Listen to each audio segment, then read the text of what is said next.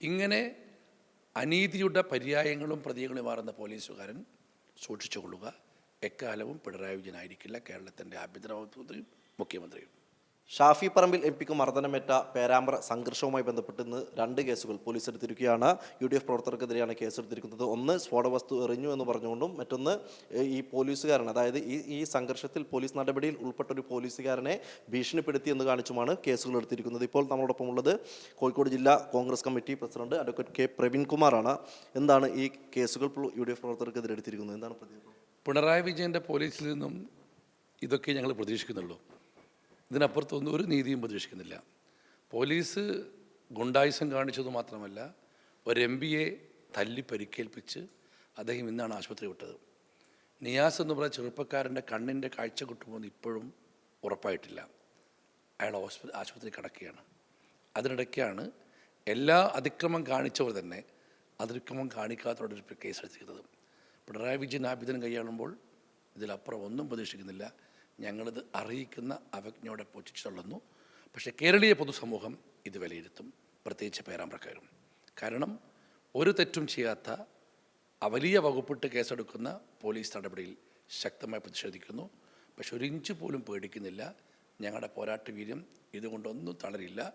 ഇങ്ങനെ അനീതിയുടെ പര്യായങ്ങളും പ്രതികളും മാറുന്ന പോലീസുകാരൻ സൂക്ഷിച്ചുകൊള്ളുക.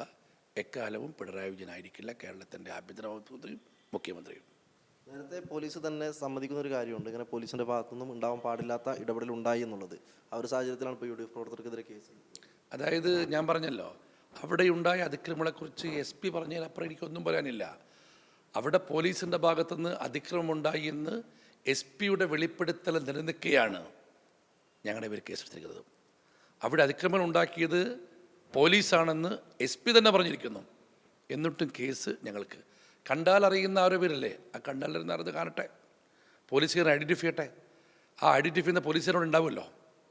സ്ഫോടക വസ്തു എറിയുന്ന UDF ഐഡൻറ്റിഫൈ ചെയ്യുന്ന പോലീസുകാരനെ ഞങ്ങൾ കണ്ടെത്തട്ടെ, അപ്പോൾ പ്രതികരിക്കാം. ഏതായാലും ഒരു കാര്യം പറയാം, ഞാൻ ആവർത്തിച്ച് പറയുന്നു, ഇതിനൊക്കെ ഈ അനീതിക്കെതിരെ അനീതി നടത്തുന്ന ഉദ്യോഗസ്ഥരൊക്കെ തന്നെ ഇതിന് കണക്ക് പറയേണ്ടി വരും. അത്ര മാത്രമേ ഇപ്പം ഞാൻ പറയുന്നുള്ളൂ. കേസുകളെ നേരിടും. കേസുകൾ 68 കേസിലെ പ്രതി ഞാൻ.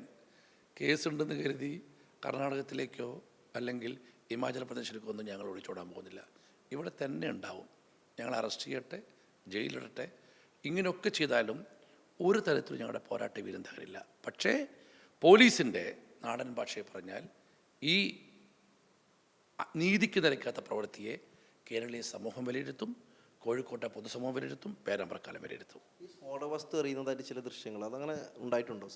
ഞാൻ പറയട്ടെ, അങ്ങനെയാണെങ്കിൽ ആളെ ഐഡൻറ്റിഫൈ ചെയ്യട്ടെ. അതല്ലല്ലോ ആദ്യം ചെയ്യേണ്ടത്. പോലീസിൻ്റെ ഭാഗത്തുനിന്ന് അതിക്രമം കാണിച്ചു എന്ന് SP പറയുന്ന പോലീസുകാരൻ ആദ്യം കണ്ടെത്തട്ടെ, അവരെ പേരിൽ നടപടി വരട്ടെ. ഇതുകൊണ്ടൊന്നും ഞങ്ങളെ വീരം തകരില്ല. ഞങ്ങൾ പറഞ്ഞെടുത്ത് ഉറച്ചു നിൽക്കുന്നു. ഒരാഴ്ചക്കുള്ളിൽ ഈ പോലീസുകാരൻ്റെ നടപടി വന്നിട്ടില്ലെങ്കിൽ, അതല്ലെങ്കിൽ നേതൃത്വം കൊടുത്ത DYSP നടപടി വന്നിട്ടില്ലെങ്കിൽ ഞങ്ങൾ സമരവുമായി വരും. ആദ്യ സമരം ലോവർ SP വീടിന് മുമ്പ് തന്നെയാണ്. രാഷ്ട്രീയമായും നിയമപരമായും നേരിടും.